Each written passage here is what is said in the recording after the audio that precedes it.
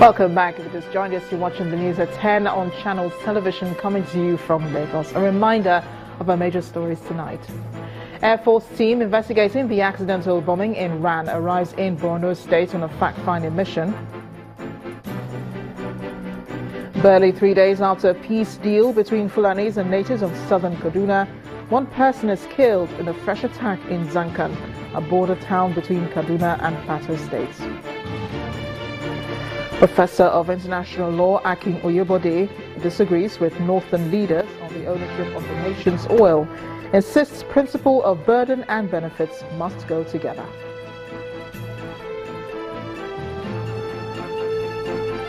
And Israel approves hundreds of new settlement homes days after the inauguration of Donald Trump as U.S. president.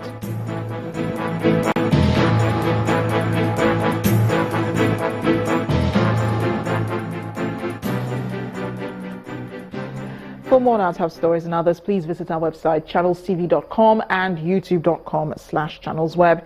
You can also watch us on the go on your mobile device. Log on to m.channelstv.com or download the Channels TV app for Android, iOS and Windows phones from their respective stores. Having the Channels TV and Channels 24 app will give you access to news and updates. You also have the Eyewitness feature, so you can be part of the news. Just install the app, then tap and swipe to reveal the Eyewitness menu and follow the instructions to share those pictures, videos or news of happenings around you. Let's take a look at some of the pictures that you sent into Eyewitness portal. We begin with this one.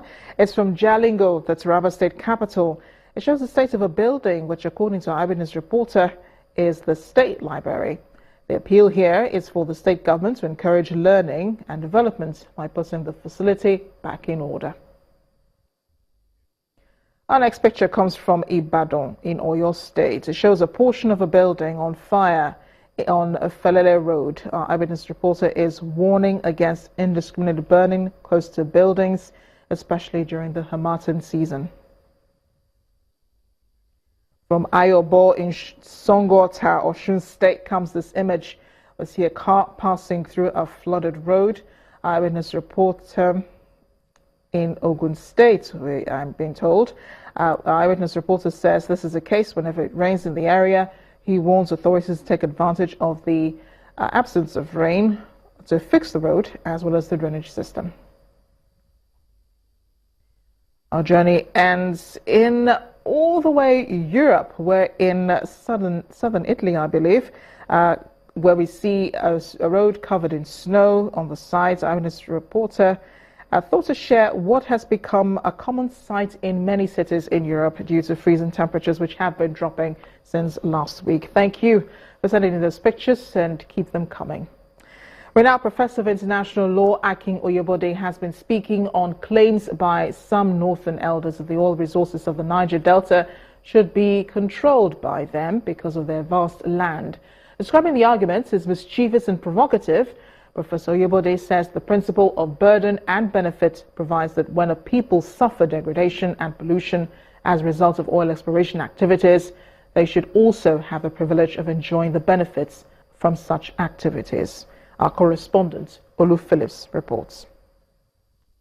By documented history, we read that oil was first discovered in 1956 in the Olebri Delta State, a discovery credited to Shell BP, and just 2 years after, Nigeria produced its first 5,100 barrels and had the first shipment same year. However, the black gold, which has brought so much fortune to Nigeria as a country and taken an elevated place of being 90% of Nigeria's earning capacity till date, is almost responsible for a myriad of controversies. One of such questions some folks have raised is this one. There is no oil-producing state. The only oil-producing state is the Nigerian state itself. So what they claim is the offshore oil is actually the oil of the north. If anybody should own it, it's the north. So, does Alhaji Bugaje's claim true as regards the north being in position to claim ownership of oil? It cannot be the north. I don't think they are serious in contending that the wealth or the resources in the Niger Delta belong to the northern states. That's untenable. By designation, the region that currently has crude beneath their soil and water are called the Niger Delta states and largely located at the South-South region. That also confers on them the entitlement called 13% derivation as enabled by law. They have also bore the burden of exploration. God did not make a mistake by putting those resources in the territory they inhabit. And since they suffered the brunt of oil exploration in terms of pollution, degradation of the environment, genetic mutation, I mean, when you flare gas day in, day out, there are consequences. It is those who reside in the area of the flaring where transactions go on, oil exploration go on, that pay the price. So people who are far removed from the Niger Delta, they can't experience the privations of people who have no other place of residence but this area. So if you live in the far north and where you don't have any oil, you can't lay claim to the deposits that are found in the areas inhabited. In the recent past, there has been renewed expression of discontent over the practice of fiscal federalism, inclusion in scheme of affairs. That has prompted the late action by federal governments to right the wrongs, perhaps acknowledging that burden and benefit should go together. We must recognize that the Niger Delta is the source of the sustenance and the mainstay of Nigeria. So you can't just ignore the wishes of those people.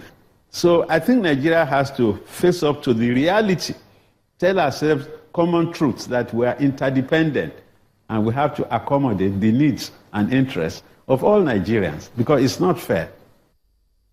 Controversies like this, if poorly handled, breeds consequences of hurting an already aggravated situation. In the days leading to the amnesty granted by the former President Umaru Yar'Adua, production was down to 700,000 barrels from over 2 million per day. Economic activities also grounded, expatriates leaving the country unmerced until dialogue prevailed. Those dark days should be gone forever. Olu Phillips, Channels Television News. Meanwhile, Governor of Ekiti State, Mr. Ayodele Fayose, has again criticized the federal government's economic policy as one that is incapable of getting the country out of recession. Mr. Fayose was speaking tonight on our political program, Sunday Politics. The governor says economic hardship in Nigeria is due to some of the policies and body language of the government. On the same program, the spokesperson for the president, Mr. Femi Adesina, assures Nigerians that the country will exit recession this year, and the Buhari administration is working hard to end the suffering of Nigerians. Where the president will go out of the country and say, my people are chiefs. Let me go further. The policies that say to Nigerians, we have stopped domiciliary accounts, we have brought back domiciliary accounts. A lot of people now went to the banks. Immediately they saw that opening, they took all the money out of Nigeria. That was how we found ourselves in this situation. This government does not have economic plans that can stand the test of time. You overseeing a population of 160 million Nigerians, able bodies who are well read, international scholars from Nigeria, running the economy of other nations. We cannot find men like 50 to assist us. If any government cannot make an impression in 2 years, when will they make it? We have set out to borrow $30 billion. Our foreign reserve is about $24 billion. So when we will pay back? The consequential effect of all these things is for years to come. Okay. Things are still going to change again and change for the better. That is inexorable. This year, before the end of this year, the change will be very evident. For instance, all the prognoses have shown that Nigeria will likely exit recession this year. World Bank has said it, IMF has said it, and before those two institutions, the government itself has said it, without a blueprint. What was one of the things that sent us into recession in the first place? Oil price. So if oil price got us into recession and oil price gets us out of recession, then what are we complaining? It's been said by economists, by former president Olusegun Obasanjo, by so many people that Nigeria was primed for recession. That recession was inevitable. The way Nigeria had been run 2, 3, 4 years prior to the time we went into recession. Nigeria was just primed for it. There was no way it would not have happened. Let's turn to the south. The police in Port Harcourt is refuting claims by members of the indigenous people of Biafra that their members were killed during the last protest, showing solidarity for the new U.S. president. The members had gathered in their hundreds on the streets of Port Harcourt, expressing joy on the inauguration of Donald Trump. The Deputy Commissioner of Police in charge of operations, Ahmed Mogaji, who described the rally as an illegal gathering, said the security operatives only resorted to the use of tear gas to disperse the unruly crowd. Our correspondent, Emmanuel Iri, reports. You can look at me, look at my hand, look at the injury in my hand, look at my tummy, bruises in my tummy, look at my shoe, look at my phone. The screen has been broken. It has not been easy. A member of the acclaimed indigenous people of Biafra lamenting his ordeal in the hands of security operatives during a recent rally in support of the U.S. President Donald Trump in Port Harcourt, Rivers State.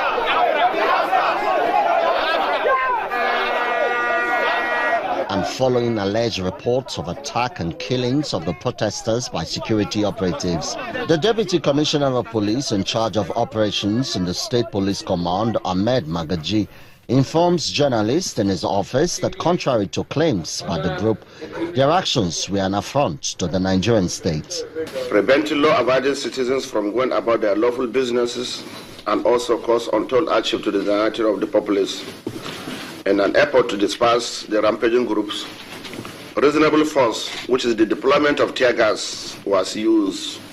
In the course of some of them, dispersed in obedience to our directives,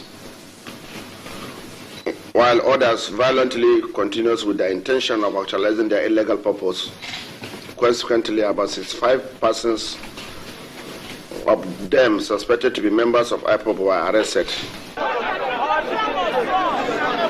Meanwhile, outside, one of the lawyers of the group insists that the security operatives attacked persons on a peaceful rally. All over the world, except in Nigeria, we have places where there is anti-Trump protests, which are violent, where people are smashing glasses, window glasses, causing destructions of all forms. But in any of the occasion, there's no way you will see policemen using live ammunition against the innocent people. But in Nigeria, where we have IPOB members who are on a peaceful rally being murdered.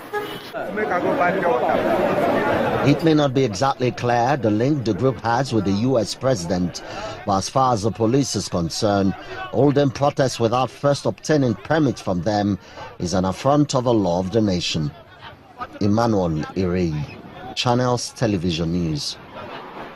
When the news at 10 returns, Art Review tonight takes a look at some of the works of Akintunde Akinleye. To join us again.